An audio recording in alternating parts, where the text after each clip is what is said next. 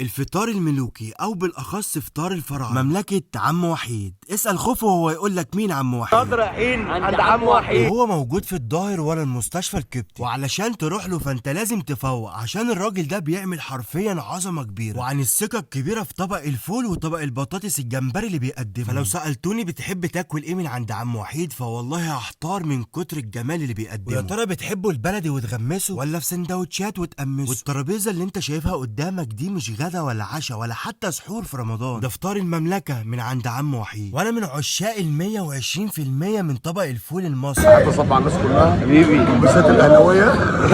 الاهل فوق. احنا بنقدم اكل واحنا ما بنذكرش لنفسنا، احنا بنسيب الناس هي اللي بتكرم وتقيم، واي نقد انا بقبله مبسوط عشان اعدل لو في اي حاجه من اي حاجه من الشغل. اكيد يا عم وحيد.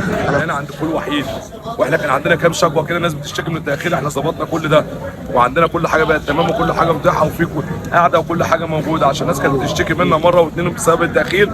كل ده اتظبط ومبقاش في حد يقف على الارضيه، كل حاجه موجوده وهتيجي تقعد وتمشي على طول باذن الله. حصل يا باشا وانا شفت الكلام ده بعينيا. حبيبي نورت يا عم الدنيا. الله يخليك يا راجل. عايزكوا بقى تنطوا معايا في الترابيزه اللي حرفيا مش هعرف اكلها لوحدي، وبعيد عن اي اكل كفايه بجد معامله الاستاف اللي بتتعاملها هناك. وتسالني وتقول لي ايه اكتر حاجه خطفت قلبك، هرد عليك وهقول لك الشارع المصري مع الاجواء الجميله والطبق الفوق اللي الجميل. وده غير طبعا 3 انواع من البتنجان وغير الاومليت، وما تنساش تشرب الويلكم درينك واللي هي ميه الويسكي. وكان في الاخر الماي فيفورت بتاعتي وهي الشريمب فرايد، بطاطس بالجمبري.